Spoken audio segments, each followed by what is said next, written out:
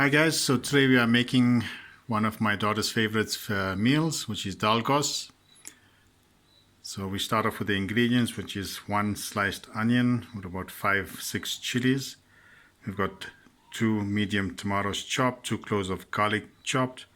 We've got 1.5 tablespoon of salt, handful of coriander, 6 tablespoons of mixed spice, 1 teaspoon of turmeric, 1 teaspoon of garum masala, 1 tablespoon of crushed ginger and garlic.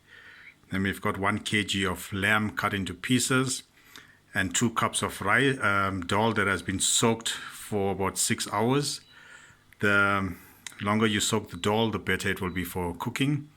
So the process that we're going to follow here is we first going to boil the dal to about 3/4 cooked. So you don't want the dal to start breaking up into pieces, as you want it whole when it's gone into the curry.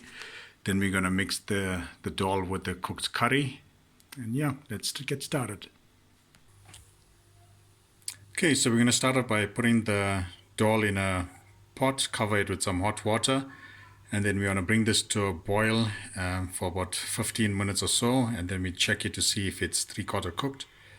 We test it by taking a grain and pressing it with our fingers. If it smashes, then we take it off. If not, then we just cook it for a little longer. We have to be very careful with the dal because we do not want to overboil it, else it will become a liquid form, which we do not want. So yeah, let's get that boiling on a high heat. Okay, now we're going to get the curry started. So what we're going to do is pour the oil into a nice non-stick pan. Let this heat up for about 2 to 3 minutes, and then we're going to throw in the onion and chilies. Okay kids, so now we're going to drop in the onion and chili and let this saute for about, or braise for about 3 minutes or so until the onion is a bit soft. Remember to give it a good stir in so that it mixes with the oil, so it cooks evenly. While this is cooking, also just keep an eye on your dal so that it's not overcooking.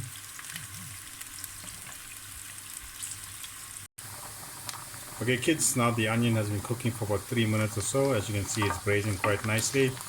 At this point, you drop the tomato and garlic. Let this cook in for about another 3 minutes or so, so the tomato is a bit soft. And as you can see, we got the dal on the boil, looking good. So you just want to monitor it so that it doesn't overcook. Okay kids, so the tomato and onion has been cooking for about 3 minutes now. What we're going to do now is add in the spices, give it a good stir.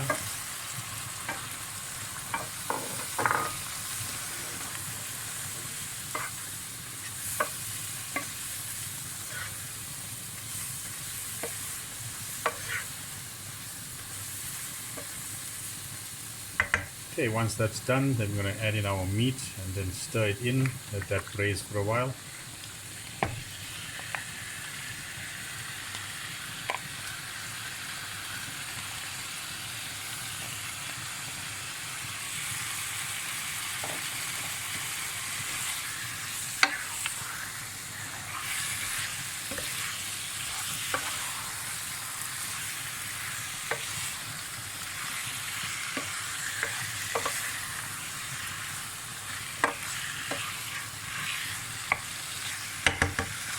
Okay, once that's mixed, let this cook for about 5 minutes.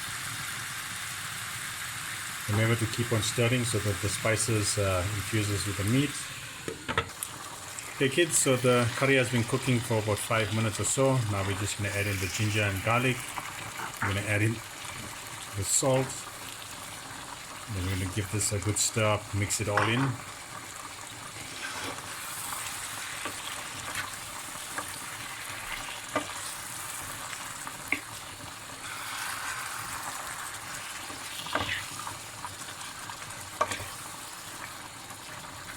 Okay, so once that's mixed, now what you're going to do is add about 3 cups of water. You just want to cover the meat so that it cooks evenly. And so once the water is in, give it a nice stir up, mix it all in. And then you want this to cook for about 30 minutes. But remember to keep on checking it and always monitor the water level. Okay kids, the dal has been cooking now for about 20 minutes. We just want to give it a just to see how far on it's cooked. So it's still a bit hard, so what we're going to do is let it cook for about another 15 minutes or so, and then we check it again. Okay kids, so the curry has been cooking for about 5 minutes now on high heat with the water in it. What we're going to do now is just add in a little bit of the dhania. Stir that in so that the flavors get into the meat.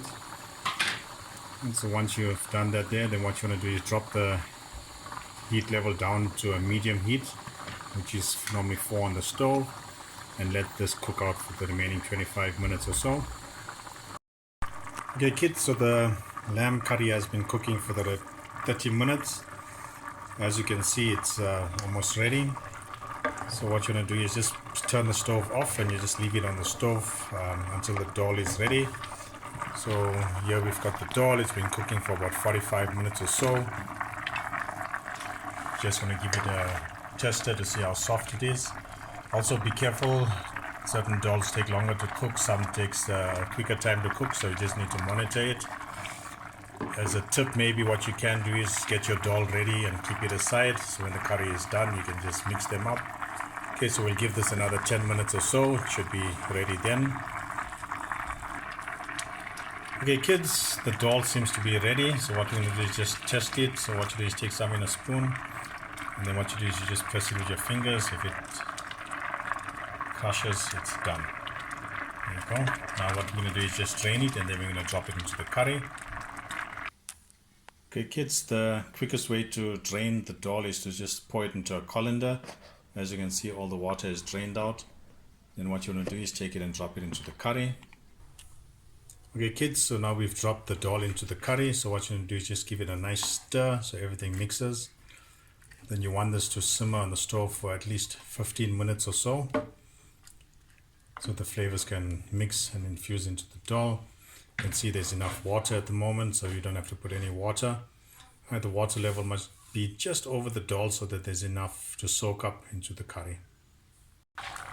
Okay, so the curry has been cooking for about 10 minutes now. So what we're going to do is just give it a stir, make sure it's not catching, make sure there's enough water.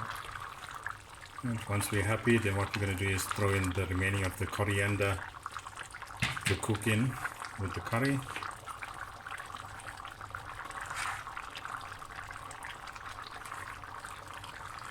Okay, and then we're just going to give this another 5 minutes or so, and then it should be done.